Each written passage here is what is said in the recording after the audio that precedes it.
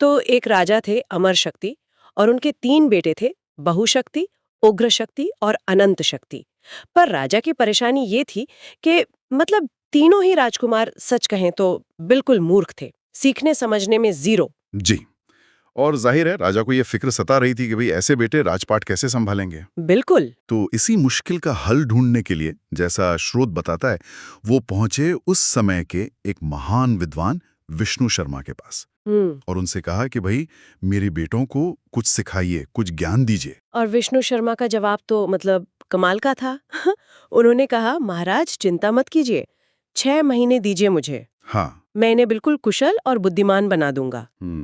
लेकिन सबसे अनोखी बात ये थी कि उन्होंने कहा, किताबों से नहीं, कहानियों से। हाँ, यही तो खास बात थी। ये कोई मामूली तरीका नहीं था। बिल्कुल नहीं। यहीं से पंचतंत्र की शुरुआत हुई। विष्णु शर्मा ने समझा कि इन राजकुमारों को सीधे सीधे उपदेश देना बेकार है, तो उन्होंने कहानियों का एक जाल बुना। तो ऐसी कहानियां जिनमें जानवर बोलते हैं, जिनमें मजा है और जिनके अंदर छिपी है जीवन की कला, राजनीति, व्यवहार, सब कुछ एक तरह से खेल खेल में सिखाने का तरीका। अच्छा, तो ये नाम पंचतंत्र कैसे पड़ा? इसका क्या मतलब है, 5 तंत्र? हाँ बिल्कुल, पंच यानी 5 और तंत्र यानी भाग या सिद्धांत। तो ये कोई ऐसी ही कहानियों का ढेर नहीं है। विष्णु शर्मा ने बहुत सोच समझकर इन्हें 5 हिस्सों में बांटा था। 5 हिस्से? जी, 5। और हर हिस्सा मतलब हर तंत्र जीवन के एक अलग महत्वपूर्ण पहलू पर रोशनी डालता है। आप कह सकती हैं कि ये कहानियों में पिरोया हुआ एक पूरा जीवन पाठ्यक्रम है। दिलचस्प।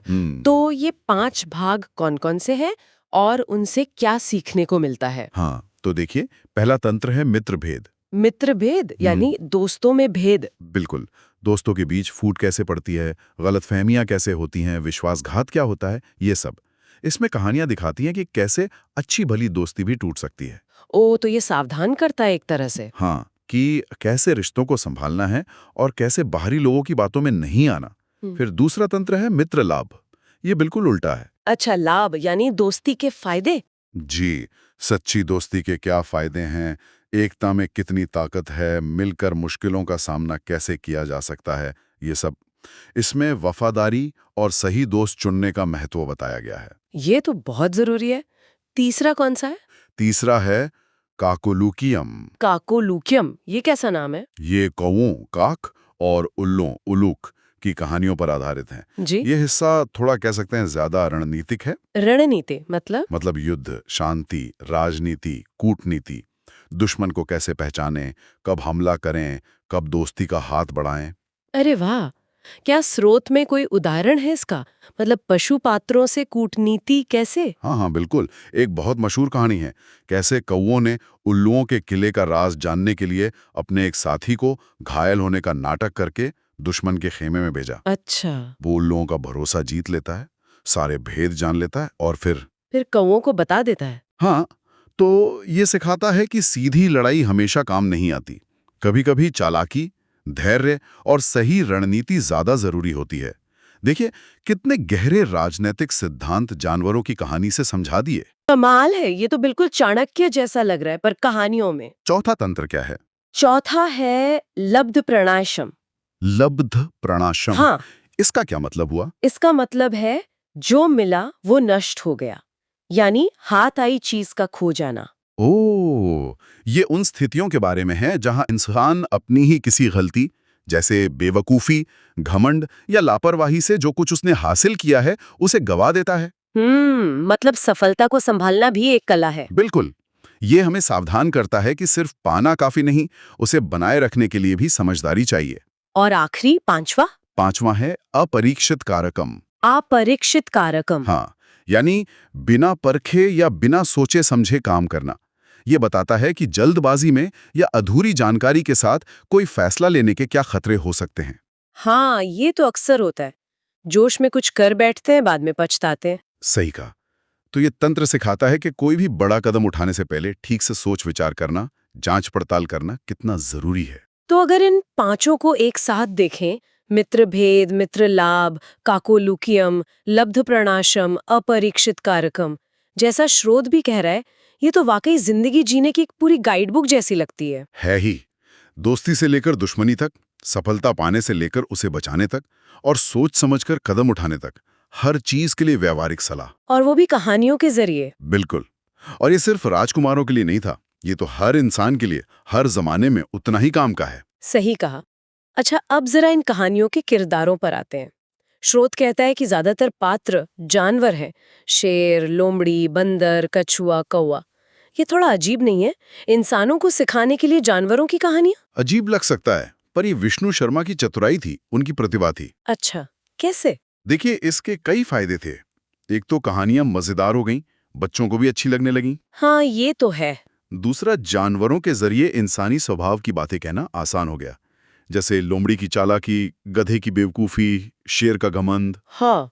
किसी इंसान का नाम लेकर कहो तो शायद बुरा लग जाए, पर जानवर के जरिए कह दिया तो संदेश भी पहुंच गया और किसी को सीधे तौर पे कुछ कहा भी नहीं गया। वाह, ये तो बहुत ही स्मार्ट तरीका था। और स्रोत में नीति का भी जिक्र था, जो हर कहानी के आखिर में होती है। वो क्या चीज है? हाँ, नीति मतलब उस कहानी का निचोड़, उसका सबक, मॉरल ऑफ द स्टोरी जिसे कहते हैं। अच्छा। हर कहानी के अंत में अक्सर एक दो लाइन में साफ साफ बताया जाता था कि इससे क्या सीखा, जैसे मूर्ख दोस्त से चालाक दुश्मन अच्छा, या संगठन में शक्ति है।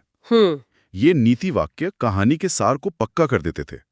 तो ये सिर्फ मनोरंजन नहीं था, ये सोच समझकर सिखाने का एक तरीका था। जानवर पात्र और साफ नीति वाक्य, इन दोनों ने मिलकर इसे बहुत प्रभावी बनाया। अब एक बात जिसने मुझे स्रोत पढ़ते हुए सच में चौंका दिया, वो है पंचतंत्र की दुनिया भर में पहुंच। जी। ये सिर्फ भारत तक ही सीमित नहीं रहा। मतलब ये दुनिया की सबसे ज्यादा अनुवाद की गई किताबों में से एक है। हाँ, ये यात्रा तो अद्भुत है।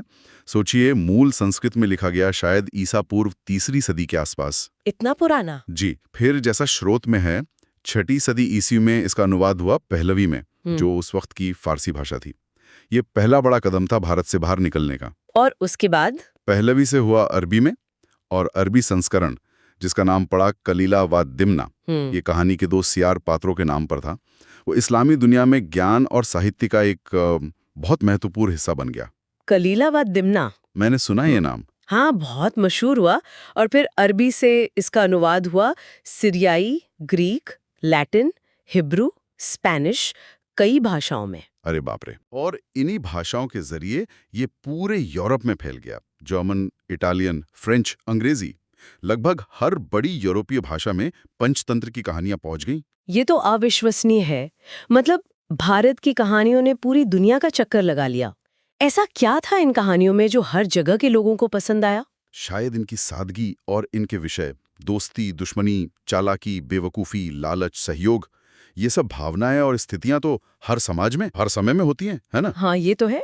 तो ये कहानियां किसी एक देश या समय से बंधी हुई नहीं थी, ये यूनिवर्सल थी। इसीलिए ये आज भी प्रासंगिक हैं। आज भी दुनिया भर में बच्चे इन कहानियों को किसी न किसी रूप में सुन रहे हैं, पढ़ रहे हैं, भले उन्हें ये न पता हो कि इनकी जड़ें प्राचीन भारत में हैं। तो अगर हम इस पूरी बातचीत और स्रोत का सार निकालें, तो पंचतंत्र का असली संदेश क्या है?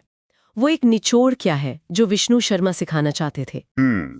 अगर हम स्रोत के विश्लेषण को देखें, तो जो सबसे बड़ी बात निकल कर आती है वो ये है, असली समझदारी सिर्फ किताबी ज्ञान से नहीं आती। अच्छा। वो आती है व्यावहारिक बुद्धि से, जिसे नीति कहा गया, अनुभव से सीखने से, रिश्तों को, खासकर दोस्ती को समझने और निभाने से, और सबसे जरूरी, सही समय पर सही फैसला लेने की क्षमता से। मतलब सिर्फ बुद्धिमान होना काफी नहीं है, व्यवहार कुशल होना, रिश्ते निभाना और मौके को पहचानना भी जरूरी है। बिल्कुल। पंचतंत्र सिर्फ दिमागी तेजी नहीं सिखाता, वो जीवन की समझ यानी प्रज्ञा या विजडम सिखाता है। ये बताता है कि दुनिया कैसे चलती है, लोग कैसे होते हैं, और इन सब के बीच अपना रास्ता कैसे बनाना है, होशियारी से पर सही तरीके से। ज्ञान, रिश्ते और कर्म, इन सब का संतुलन। तो ये तो बिल्कुल साफ है कि पंचतंत्र सिर्फ बच्चों की कहानियां नहीं है। ये तो जीवन जीने की कला, रणनीति और इंसानी व्यवहार का एक बहुत गहरा और फिर भी इतना दिलचस्प खजाना है। निश्चित रूप से। और इसमें जो बातें सिखाई गई हैं, जैसे बिना सोचे काम न करना, एकता की ताकत, दुश्मन को समझना, सफलता को संभालना, जल्दबाजी से बचना, ये आज भी उतनी ही सच हैं, उतनी ही जरूरी हैं। ये टाइमलेस सिद्धांत हैं। आज हमने पंचतंत्र के ज्ञान के इस विशाल सागर से कुछ बूंदें चखने की कोशिश की, जो हमें हमारे स्रोत के जरिए मिली। ये विषय तो बहुत गहरा है, इसमें तो और भी बहुत कुछ है जानने को। हाँ, बिल्कुल। और ये हमें सोचने पर भी मजबूर करता है। चलते चलते एक सवाल श्रोताओं के मन में छोड़ जाते हैं। हाँ। आज की दुनिया को देखिए, कितनी जटिल है, कितनी तेज है, सूचनाओं का कितना अंबार है। क्या ऐसे में पंचतंत्र जैसी सीधी सादी दिखने वाली कहानियों में जो सदियों पुरानी परखी हुई समझदारी है, वो हमारे लिए शायद पहले से भी ज्यादा जरूरी नहीं हो गई है? क्या इन पुरानी कहानियों में आज की उलझनों के कुछ सुलझे हुए जवाब मिल सकते हैं? सोचने वाली बात है।